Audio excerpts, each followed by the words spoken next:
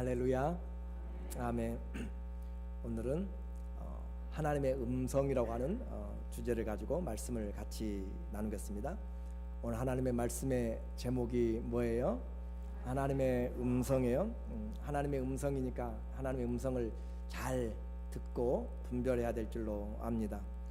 지난 주간에 탈진하셨는가 라고 하는 주제로 탈진하셨습니까? 라고 그렇게 전했는데, 큰 승리를 했지만 모든 환경은 변하지 않습니다.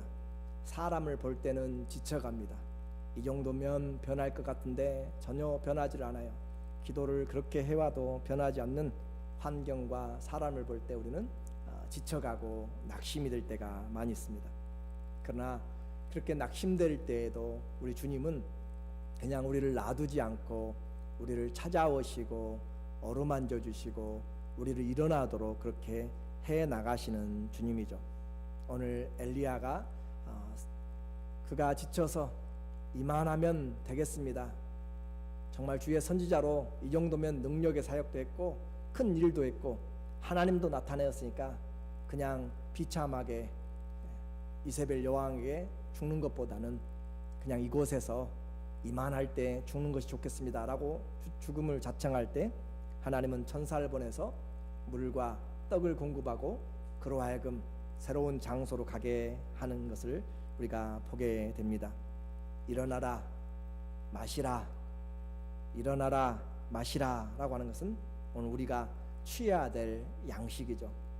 오늘 그러면 우리는 어떻게 해야 되는가? 우리가 지치고 힘들 때 하나님께서 천사를 보내서 물과 또 이 떡을 준다면 얼마나 좋겠어요? 그러나 그렇게 하지 않고 하나님은 일하시는 방법이 이제 달라졌습니다. 요한복음 6장 55절에 보니까 예수님 말씀하시기를, 내 살은 참된 음료 양식이요 내 피는 참된 음료로다. 내 살을 먹고 내 피를 마시는 자는 내 안에 거하고 나도 그의 안에 거하나니. 예수님이 자기 자신에 대해서 표현하기를 내 살이 양식이고 내 피가 음료인데, 우리가 어떻게 육신에 계신 예수님을 그렇게 먹고 마시겠는가? 그렇게 하는 것이 아니라 믿음으로 말씀을 먹고 믿음으로 우리가 기도함으로 취하는 것을 이야기하죠. 그래서 주의 말씀을 우리가 듣고 믿음으로 또 기도함으로 우리에게 양식이 되도록 그렇게 하는 자에게 내 안에 거하고 나도 그 안에 거하나니. 우린 예수님과 함께 사는 것을 원해요. 그런데 주님이 우리 안에 거하시는 방법을 말씀하십니다. 바로 주님을 믿을 때 함께한다라고 이야기를 했죠.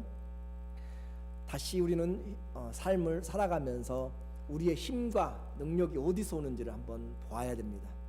하나님을 신앙하는 것이 우리에게 힘이 되지 못하면 우리는 신앙생활 잘못하고 있어요. 하나님을 믿는 것이 우리에게 능력이 되지 못하면 우리는 또다시 낙심할 수 있습니다. 이사야서 40장 31절에 한번 읽어볼까요? 오직 여호와를 앙망하는 자는 새 힘을 얻으리니 독수리의 날개치며 올라감 같을 것이요 다른 박질하여도 곤비치 아니하겠고 걸어가도 피곤치 아니하리로다. 하나님을 앙망하는 자, 하나님을 기대하는 자, 하나님을 바라보는 자는 여러분이 주중에 어떻게 살았든지 간에 오늘 이 자리에 오면 하나님을 앙망하면 하나님께서 우리에게 힘을 주신다라고 말씀하십니다. 그 힘은 우리의 마음을 새롭게 하고 우리의 마음이 새로워지면 우리의 심령과 또 우리의 육체가 새 힘을 얻게 되는 것이죠. 이와 같이 하나님이 우리의 영혼과 마음을 새롭게 할 때 우리는 달려가도 다시 험난한 길을 앞을 향하여서 가더라도 우리는 낙심치 않고 일어나게 되죠. 오늘 그 말씀을 우리가 보면서 엘리야가 하나님이 주신 것을 먹고 40일 동안을 움직여서 시내산까지 왔습니다. 그리고 그가 하나님의 산에 이르렀는데 하나님이 말씀하세요. 엘리야야, 내가 왜 이곳에 있느냐라고 그렇게 2번씩이나 물어봅니다. 9절과 13절에 하나님의 말씀이죠. 엘리야야, 엘리야가 그곳 굴에 들어가 거기 유하더니 여호와의 말씀이 저에게 임하여 이르시되 엘리야야, 내가 어찌하여 여기 있느냐? 여기서 무엇 하고 있느냐? What are you doing here? 하나님이 지금 물어보고 있는 것이죠.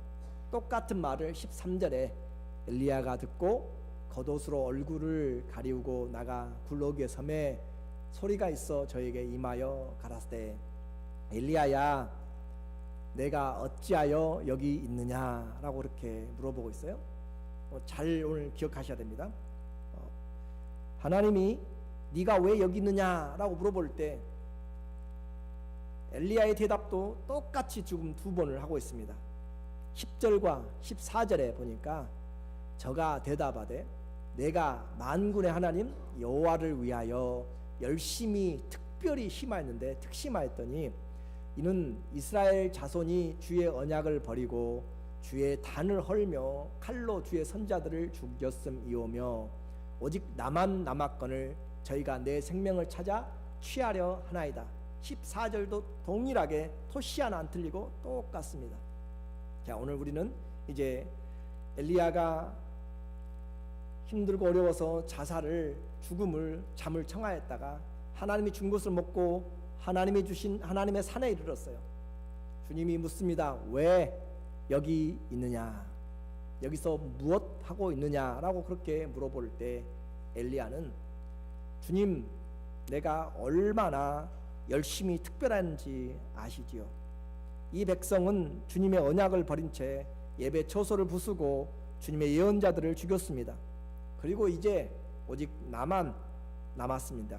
그런데 저들이 나마저 죽이려고 합니다. 그래서 이곳에 있습니다. 그 말이죠. 네가 왜 있느냐? 내가 열심히 있고 이 정도면 됐다라고 생각했는데 되어지지 않고 오히려 내 생명을 찾고 있습니다.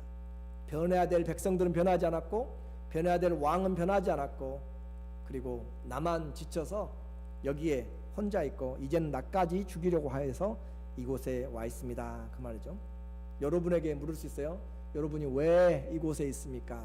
라고 그렇게 물어볼 때 여러분이 이제 뭐라고 대답할지 이제 각각 생각해 보십시오. 엘리야는 이렇게 생각했을 거예요. 뭔가 주님이 내게 말씀해 주시든지 주님이 뭘 해결해 주시지 않으면 안 되겠기에 지금 굴에 와서 기다리고 있습니다. 사람들이 낙심하고 힘들 때 어딘가를 찾아가고 누군가를 만날 수 있는 사람이 있다면 복이 되는 것이죠. 그래서 타향살이 하는 사람들은 지치고 힘들 때 고향 생각이 나죠. 지금이야 비행기 타면 가지만 옛날에 한번 미국에 오면 떠나가기가 힘든 그런 곳이었잖아요. 사탕수수를 하러 하와이로 들어와서 배를 타고 몇 개월씩 걸려서 오면은 돌아간다고 한 것은 상상할 수 없는 일들, 팔려왔고 그렇게 강제에 징용되어서 왔고 그렇기 때문에 그렇죠. 그런데 그런 사람들에게 아프고 지칠 때 고향의 음식이나 고향 사람들이나 또 실제적으로 고향을 간다면 얼마나 힘이 나고 좋겠는가.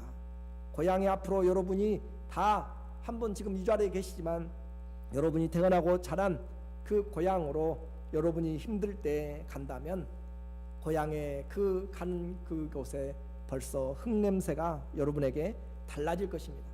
여러분의 눈에 익은 산천들과 들판의 나무들과 또 집들과 지금은 기억이 잘 나지 않을지 몰라도 그 사람들은 간 곳 없어도 그 집들은 아마 남아있는 시골들이 고향집이 있을 것입니다.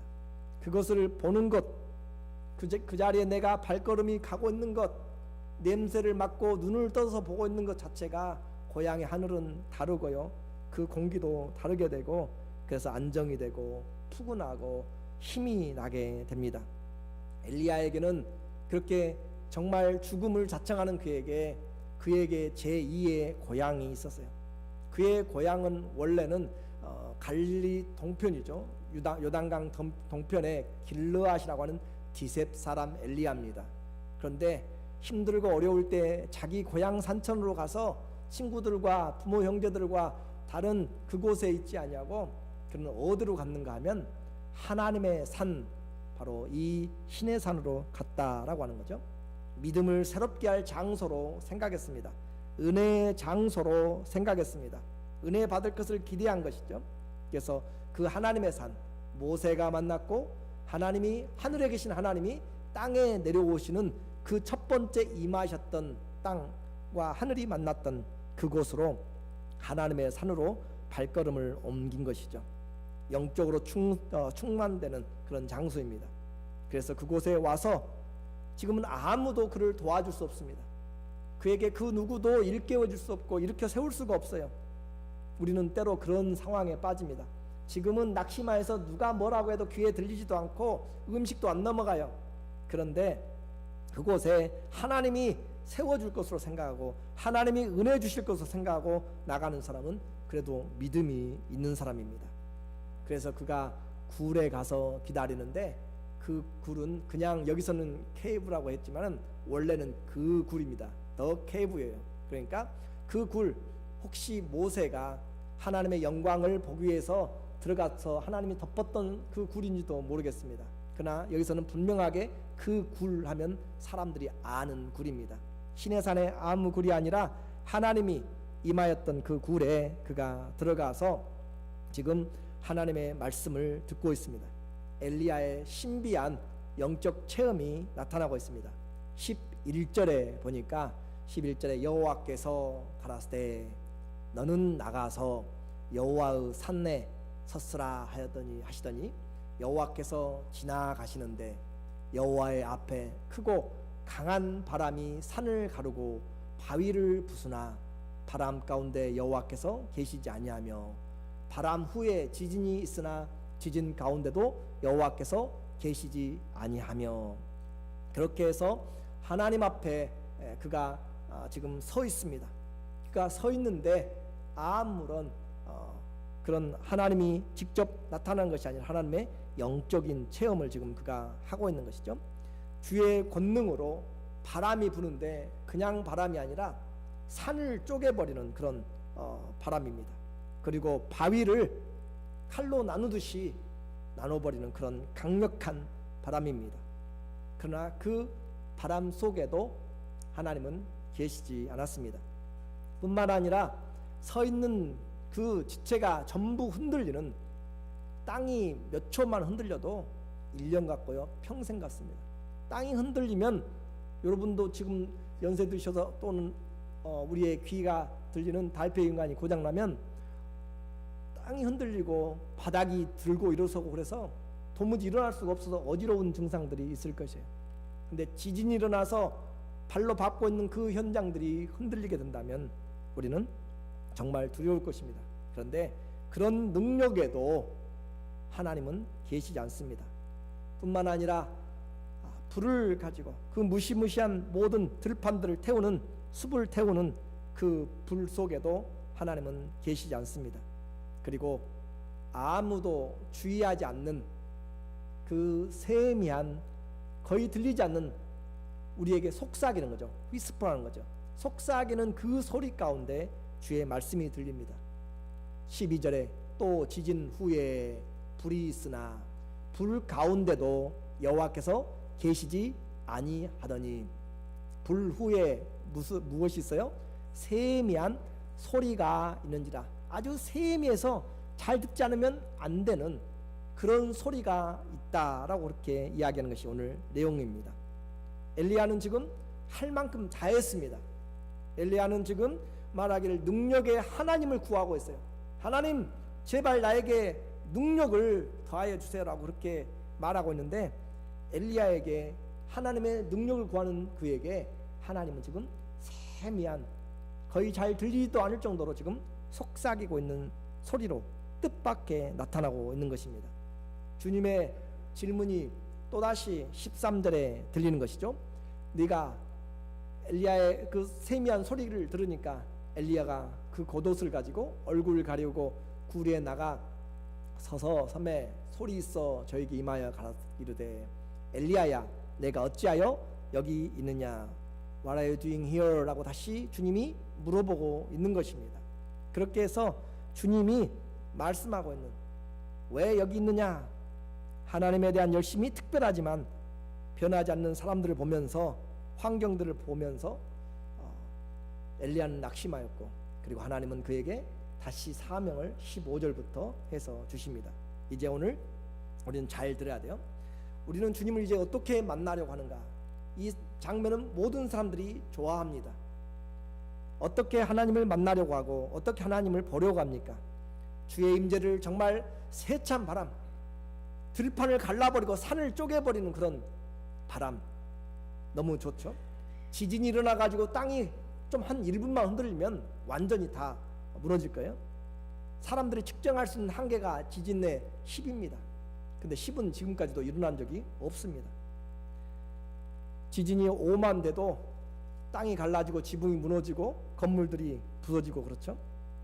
그런데 그와 같이 지진이 일어나고 그런 가운데서 강한, 불같이 강한 외형적인 것들로 우리는 만나려고 하는데 그것은 옳지 않습니다. 주님은 말씀하신 분입니다. 주님은 인격적으로 말씀하시는 하나님인 것을 우리에게 보여주고 있기 때문에 오늘 잘 기억을 하셔야 됩니다. 오늘날도 많은 사람이 엘리야처럼 곤고한 가운데 있을 때 신비한 체험을 찾습니다.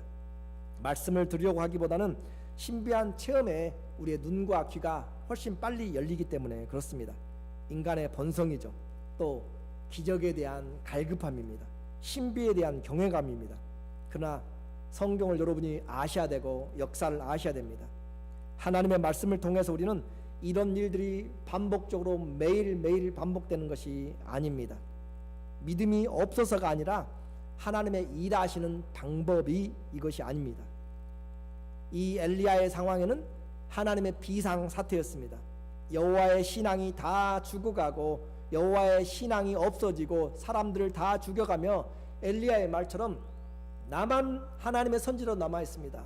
만약에 여기에 근처에서 나중에 적그리스도가 나타나가지고 우리를 핍박할 때 이 근처에 그 많던 목사님들 전화해도 연락이 안 되고 아무도 다 숨고 안 보여서 죽어가 있다는 사망의 부고의 소식만 들리고 나만 남아있다고 팔방으로 다 찾아봐도 다 보이지 않고 다 주의 종들은 돌아가시고 보이지 않고 순교당하시고 성도들도 찾을 수 없을 때 그때 상황이 지금 이런 상황이 엘리야만 남고 나머지는 다 지금 죽었습니다 라고 하는 그런 상황이 되는 것이죠.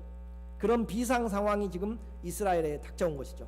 또 성경이 완성되지 않은 그럴 상황의 특별한 체험입니다. 지금도 선교지에서는 이와 같은 기적과 표적이 그냥 예수님의 이름으로만 해도 나타납니다. 그들에게는 아스피린과 그냥 쉬운 타이르논만으로도 많은 병들이 낫습니다. 소금으로 깨끗하게만 씻겨줘도 그들은 많은 질병들이 죽고 또 병에서 깨끗함을 입습니다. 오늘 말씀하는 것은 바로 예수 그리스도에 대해서 그들이 알지 못하기 때문에 성령의 능력으로 강권적인 역사들이 복음을 통해서 증거되는 것이죠. 그러나 지금 이제 우리가 살고 있는 이 서구 시대에 우리가 살고 있는 현재 이 지역에서는 많은 기적들이 그렇게 나타나지 않습니다. 충분한 복음의 메시지가 이미 환경을 뛰어넘어서 더 가까이에 와 있고 세미한 음성을 들을 수 있도록 주님께서 우리에게 길들을 열어주셨기 때문에 그렇습니다. 놓치기 쉬운 세미한 음성, 그래서 오늘 우리가 주의를 해야 되는 거죠.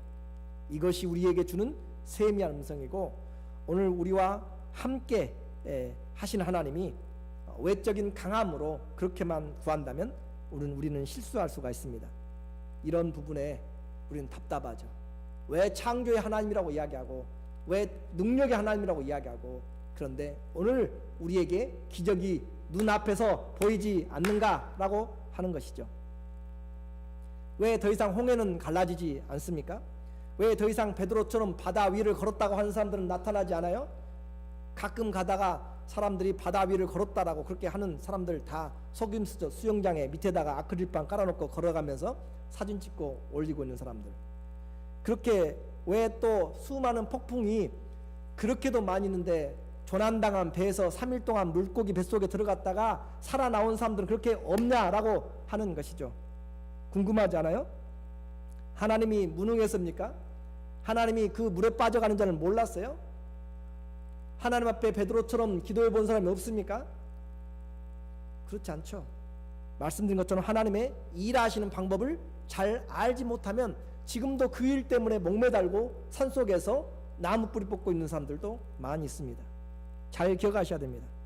왜 40년 동안 하나님께서 광야의 만나를 매일 주셨잖아요. 하나님이 매일 반석에서 물을 주셨잖아요. 그렇게 하나님이 만나를 내려주시니까 얼마나 좋아요. 일하러 갈 필요 없고 땅을 팔 필요도 없죠. 나가서 새벽에 좀 귀찮지만 일어나서 나가서 걷어오면 되는, 걷어오면 밖에 과일나무에 가서 따기만 하면 되는 거, 예를 들어서. 그런데 왜 경작하게 만들고 들어가게 만들고 뜨거운 떼약볕에서 그렇게 힘들게 하는가? 왜 하나님이 40년만 주고 말았는가? 가나안 땅에 그들이 이제 마침내 들어갔습니다. 들어가서 그곳에서 가서 그곳의 소산물을 먹었더니 그 다음 날로 만나가 하늘에서 뚝 그쳤어요. 여호수아서 5장 12절에 그 땅 소산을 먹은 다음 날에 만나가 그쳤으니 이스라엘 사람들이 다시는 만나를 얻지 못하였고 그 해에 가나안 땅의 열매를 먹었더라. 아니, 40년 동안 하나님이 만나를 주셨으면 가나안 땅에 들어갔으니까 이제 더 줘가지고 이 가서 과일도 새롭게 먹고 고기도 양고기도 잡아서 한 번씩 먹고 또 귀찮을 때는 만나도 내려가지고 먹고 이 일거양득 얼마나 좋아요? 그러면 하나님의 기적도 보고 날마다 나무 심어가지고 자랄 때까지 기다리고 가지치고 하려면은 얼마나 힘들어요? 그 가지치고 하는데 힘들잖아요. 그런데 왜 하나님이 그렇게 만나를 가져가시고 주지 않았는가라고 하는 것이죠. 그 땅에 소산을 먹었을 때 하나님이 끊었습니다. 왜냐하면 땅에 충분한 공급이 되어지기 때문에 그렇습니다. 이것이 하나님의 일하는 방법입니다. 오늘 여러분이 환자가 생겼을 때, 몸이 아플 때 어디로 자주 가죠? 병원과 의사에게 가죠. 그들을 완전히 믿으라는 내용이 아니라 하나님의 일반 은총 중에서 하나님이 우리에게 베풀어진 은총들 가운데서 충분히 우리가 하나님이 사람들 통하여서 개발하고 발전시키고 해서 주님의 주신 그것들을 깨닫는 그런 은혜를 주신 거죠. 그러니까 오히려 온 우주를 보면서 사람들은 하나님이 없다고 할지 모르지만 하나님이 우리에게 주신 것으로 인해서 온 우주 만물에 깃들어 있는 하나님의 영광과 은혜를 보도록 그렇게 하나님의 주권을 감사하도록 만드는 것이죠. 의사를 통하여서 베푸시는 하나님께 감사하는 것이고, 또 하나님이 날아가는 새들을 보면서 하나님이 그렇게 멋지게 또 아름답게 각양색색으로 형용색색으로 그렇게 종류별로 다 그렇게 만들어내는 것을 보면서 하나님의 정말 위대하고 놀라우신 하나님을 찬양하지 않을 수가 없도록, 오늘 우리가 이 자리에 있는 것을 보면서도 하나님의 일하심을 인정할 수 있다면 그 사람은 믿음의 눈이 넓어진 것이죠. 그래서 하나님이 우리는 어떤 불 가운데, 바람, 산을 가르는 그런 바람 가운데, 땅이 흔들리는 지진 가운데서만 하나님 있는 것이 아니라 어디에 나타나냐면 세미한 음성 가운데 나타납니다. 그러니까 여러분이 마운틴 레이니어 산에 가가지고 그곳에서 서면 항상 생각나는, 바다를 보고 사람들이 산을 보면 생각나는 것이 있어요. 하나님 말씀을 기억하는 거죠. 지금은 고인이 되었지만 가나안 농군학교를 설립한 김용기 장로님이 계십니다. 정말 열심히였고 새벽 4시부터 밤 12시까지 정말 온몸으로 그렇게 새마을운동을 처음 먼저 그분이 하심으로 박정희 대통령이 새마을운동을 그곳에서 따온 것이죠. 그리고 그분이 저 필리핀에까지 다 농군학교를 전해서 막사이상이라고 하는 아주 노벨 평화상 같은 그런 상을 받은 사람이죠.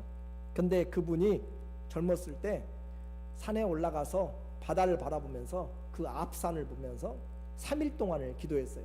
하나님, 내가 겨자씨만한 믿음만 있으면, 이 하나님 말씀에 분명히 기록하기를 네가 조금만 믿음이 있어도 산을 들어서 바다에 던진다고 했는데 하나님 나에게 믿음을 더하여 주세요. 믿음을 더하여 주세요 하고 3일 동안 바다에 그 산을 던지려고 그렇게 기도를 했지만 꿈쩍도 하지 않았습니다. 결국 포기하고 내려왔죠. 여러분은 이런 기도 안 해봤어요? 저는 많이 해봤어요.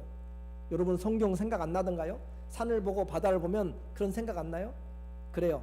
이 세상이 그렇게 만약에 움직여버렸다면 이 세상 남아있는 것 하나도 없을 것입니다. 여러분의 기도의 증거로 그냥 다 바다에 빠져 들어갔고, 들어갔다 나왔다 들어갔다 나왔다 어떻게 할지 모를 것이에요. 산은 문제를 이야기합니다. 산 같은 우리에게 다가오는 문제들이죠. 그래서 스가랴서 4장 7절에 스룹바벨에게 말하는 것이에요. 큰 산아 내가 무엇이냐, 산 같은 문제가 무엇이냐 그 말이죠. 내가 스룹바벨 앞에서 평지가 되리라.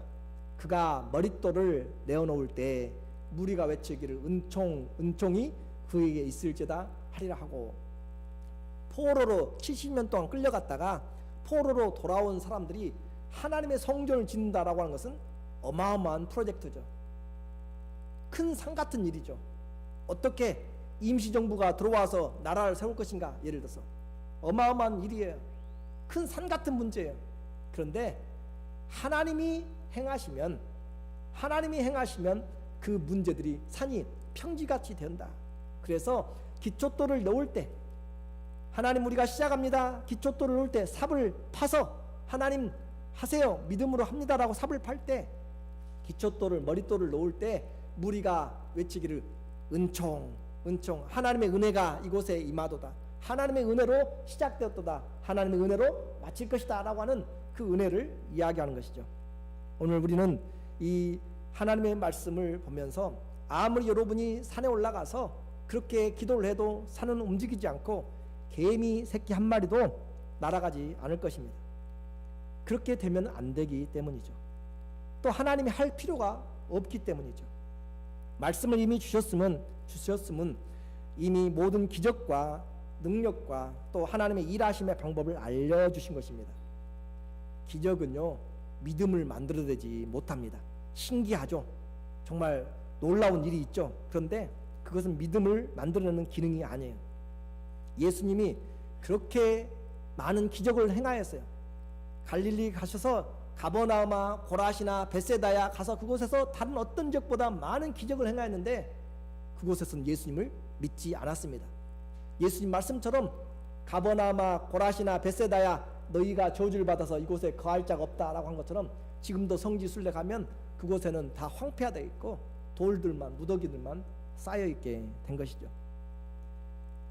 40년 광야에 사는 출애굽 세대죠. 곧 만나를 먹었던 세대들, 매일 불기둥을 보았고 매일 만나를 먹었고 매일 하나님의 일하시는 그런 권능들을 보고 살았지만 그들은 광야에서 다 죽어갔습니다.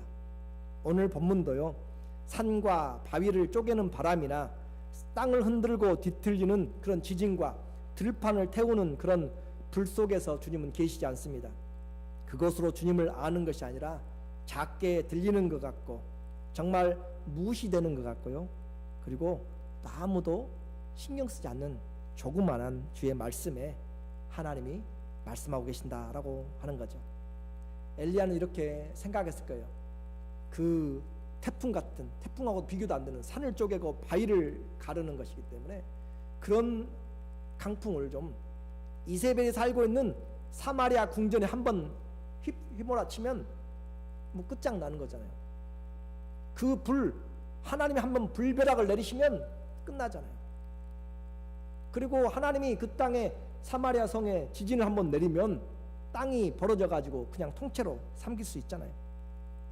엘리야는 저 강풍과 무시무시한 지진과 지금도 캘리포니아에 정말 꺼질 줄 모르고 타고 있는 산불 같은 불의 능력으로 이세벨과 그를 따르는 아합의 모든 군병들을 그렇게 한번 왜 쓸어버리지 않는가? 한 줌도 안 되는, 한두 평도 안 되는 그 이세벨의 그 침대를 왜 하나님께서 하늘의 번개로 쳐서 죽이지 않는가? 손쉬운 능력으로 여호와의 승리를 왜 그렇게 하지 않는가? 우리는 생각합니다. 하나님은 그렇게 엘리야에게 능력을 보여주고 오히려 엘리야에게 사명을 따로 주십니다. 그에게 사명을 주시죠. 15절에 여호와께서 저에게 이르시되 너는 내 길을 돌이켜 광야로 말미암아 다메섹으로 가서 이르거든 하사엘에게 기름을 부어 아람 왕이 되게 하고 여기 왜 있느냐? 너는 다시 세상으로 돌아가라. 여기 왜 있느냐? 왜 기도원에만 머무르고 있느냐? 너는 다시 삶의 현장으로 돌아가라. 너의 할 일을 하라 라고 그렇게 말씀을 지금 하고 있는 것입니다. 그리고 그래서 주님은 결국 이 이세벨의 최후는 그의 엘리야의 후계자 엘리사를 통하여서 최후를 맞이하게 되죠. 우리는 원수들이 판을 친다라고 생각하고 또 하나님이 없다고 생각하고 낙심하거나 좌절하지 말아야 됩니다. 산이 안 움직인다고 그렇게 우리는 의심하지도 말아야 됩니다. 내가 믿음이 없어. 겨자씨만한 믿음이 있다면 이렇게 된다고 했는데, 예수님도 사단이 시험할 때 성전 꼭대기에서 뛰어내리라, 그래야면 천사들이 내 발을 붙들리라 라고 하는 성경의 말씀까지 대놓고 이야기해도 예수님은 또 기록하였으되 내 하나님을 시험하지 말라 했느니라. 또 기록한 말씀을 우리는 분명히 기억을 해야 됩니다. 하나님은 그분의 계획과 때와 방법이 있습니다. 우리는 우리의 사명을 그렇게 감당을 해야 되는 거죠. 이것이 오늘 우리가 들어야 될 하나님의 말씀의 목소리입니다.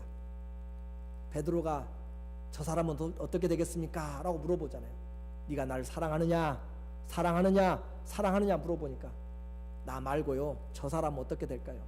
주님 오실 때까지 살까요? 저 사람 죽지 않는다고 하는데요. 그 사람 놔두고 너는 나를 따르라 한 것처럼 오늘 여러분은 환경이 변하지 않고 내가 그렇게 했어도 변하지 않을 때 다른 것으로 생각하지 말고 너는 나를 따르라 라고 주님이 말씀하십니다. 요한복음 10장 27절에 내 양은 내 음성을 들으며 나는 저희를 알며 저희는 나를 따르느니라. 다른 사람들 놔두고 네가 내 양이면 너는 내 말을 듣고 따르라. 내가 불로 가서 하든지 안 하든지. 예수님이 가는데 방해하는 자들이 있었죠. 사마리아 사람들이 예루살렘으로 간다고 하니까 예수님을 거절합니다. 야고보와 요한이 주여 하늘에서 번개로 쳐서 이 사람들을 멸할까요? 주님은 놔두라, 다른 마을로 가자라고 하십니다. 권능이 없어서가 아니고 하나님의 일하시는 방법입니다. 이제 결론을 내리겠습니다. 오늘 설교 잘 들어야 됩니다. 능력의 하나님을 제가 오늘 전하고 있습니다. 그래서 저도 수없이 생각도 하고 기도도 해보고 하나님 권능의 바람으로 이 교회 앞길에 그를 싹 쓸어가지고 좀 깨끗하게 좀 해주시고 또 이 교회 근처에 지진을 한번 흔들어가지고 그렇게 하니까 안 되겠더라고요. 사람들 다 죽어가게 생겼고 다 날아가게 생겼고 그래서 또 불로 한번 이 교회 안에 휘둘러서 하나님이 이렇게 분위기를 잡아놓고 제가 말씀 전하면 여러분이 졸고 있겠어요? 여러분이 거기에 신경 다른 데 쓰겠어요? 그렇게 하고 싶은데 하나님 그렇게 안 하시더라니까요. 하나님 그렇게 안 하세요. 최소한 천사들이 불칼을 들고 서 있는 것만 보여줘도 여러분 정신 바짝 날 것인데 하나님 그렇게 안 하세요. 그것이 오늘 우리가 알아야 될 내용입니다. 얼마나 많은 사람들이 이 세미한 복음 때문에 실족합니까? 하나님께 기도하는데 응답되지 않고요. 여전히 환경은 변하지 않고 미리 이리 보아도 주님 안 계시고 저리 보아도 안 계시고 앞뒤가 꽉 막혀 있어서 하나님 어디가 계신지 알지 못하는 그런 상황처럼 하나님이 안 보이기 때문에 그런 것이죠. 욥이 고백하죠. 욥기서 23장 8절에 보면 그런데 내가 앞으로 가도 그가 계시지 아니하고 뒤로 가도 보이지 아니하며 그가 왼편에서 일하시지만 내가 만날 수 없고 그분은 오른편에서 일하시지만 내가 볼 수가 없어. 이게 문제란 말이죠. 그러나 분명한 것은 나의 가는 길을 오직 그가 아시나니 그가 나를 단련하신 후에는 내가 정금같이 나오리라. 하나님은 우리의 길을 예비하고 있고 우리에게 무엇이 가장 필요한지를 지금 알고 있습니다. 그래서 주님이 우리를 인도해 나가시는 길은 우리는 믿는 것이죠. 말씀으로 붙잡지 못하면 주님을 정확하게 보고 들을 수가 없습니다.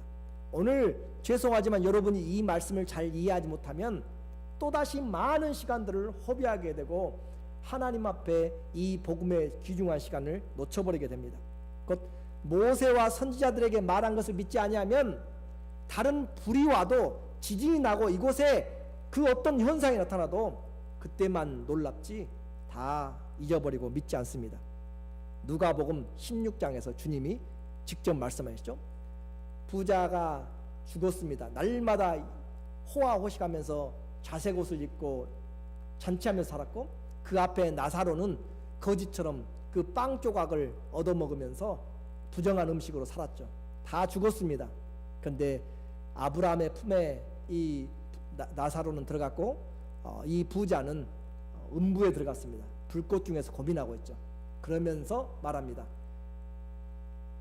나사로를 보내서 제발 우리 가족에게 가서, 아버지 집에 가서 이곳에 오지 못하도록, 이 불꽃 가운데 음부에 오지 못하도록 말해달라라고 그렇게 아브라함에게 말하니까 아브라함에게 말하죠.